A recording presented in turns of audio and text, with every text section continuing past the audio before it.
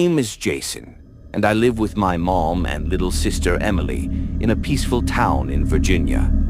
I'm 17 years old and Emily is just 10. She is a cheerful, playful girl who loves to collect toys and play with them all day. Every week she brings home a new toy. But the doll she brought last time changed everything. That doll wasn't just a toy, it was something else, something dark, something strange. One weekend, we all went to an old flea market just outside town. There were all kinds of stalls, old books, antique things, and weird decorations. Emily saw a stall where an old man was sitting. On his table, there was only one thing, a very old porcelain doll. The doll's face was so pale it looked like the face of a dead body. Its eyes were made of glass, but they didn't just look at you. They felt like they were staring deep into your soul. It had long black hair and wore an old Victorian-style dress. As soon as I saw it, I felt a sudden chill. Emily looked at it and said, "This one is mine. Please, Mom, can I get it?" Mom hesitated for a moment, but then asked the price. The old man simply said, "This doll comes with a lot. It's not for everyone." Mom gave a nervous smile and paid him. Emily was happy. She named the doll Annabelle. Even the name gave me a weird feeling.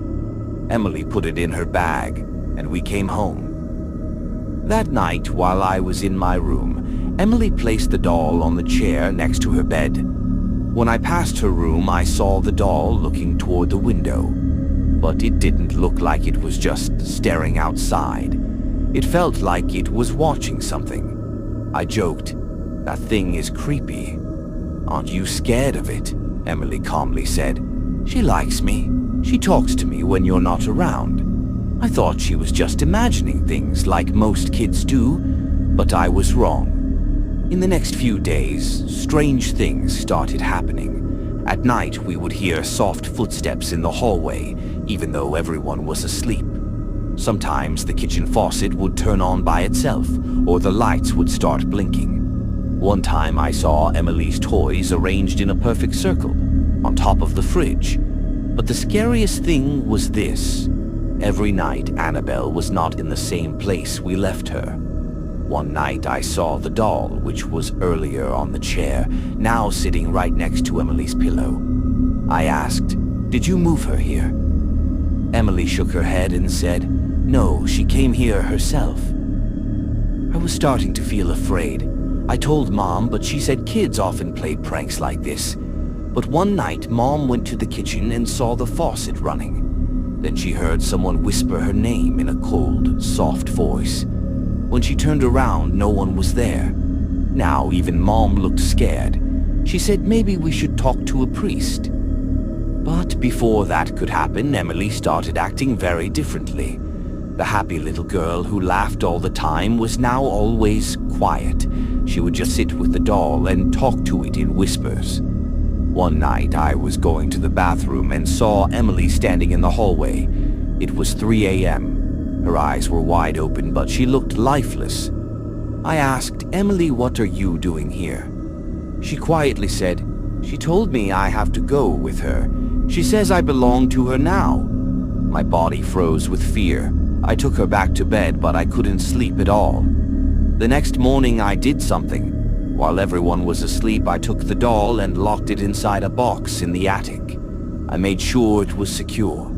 But that night, when I woke up, the doll was back, sitting on Emily's chair like nothing had happened. I told Mom everything. This time, she believed me. She called a priest named Father Mitchell. When he came into Emily's room, he looked at the doll once and stepped back. He said, "There is darkness in this room. This is not just a toy." He sprinkled holy water on the doll. And then, the doll hissed, like a snake.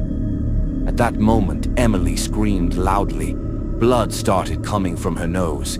We rushed her to the hospital. The doctors said everything was fine, but we knew the truth. Nothing was fine. Father Mitchell did some research and came back the next day.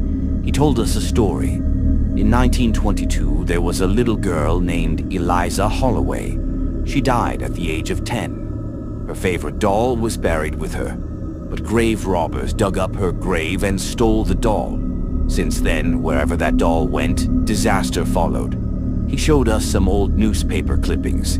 They were about strange family tragedies, deaths, and disappearances. And in every one there was mention of a doll that looked exactly like Annabelle.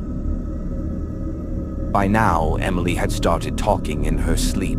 Her voice didn't sound like her own. Sometimes she would say, "I am Eliza now." That's when we knew we had to destroy the doll. Father Mitchell prepared a ritual. We gathered in the basement and lit candles. Emily sat in the center with the doll in her lap. Father began praying. The doll started to shake. The whole room began to tremble. Suddenly, the lights went out.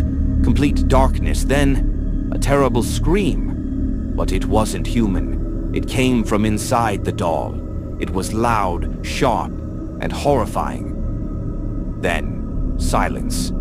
When the lights came back, the doll was in pieces, broken. Emily was unconscious, but when she woke up, she was back to her normal self. She cried and hugged Mom, saying, "I'm sorry, I didn't know she was real." We burned the broken pieces of the doll and scattered the ashes in different places far away. Emily never spoke the doll's name again. Life slowly became normal. But sometimes when I walk past Emily's room, I feel like something is watching me. Like those glass eyes are still somewhere close. And that's when I understand some things don't die even after you burn them.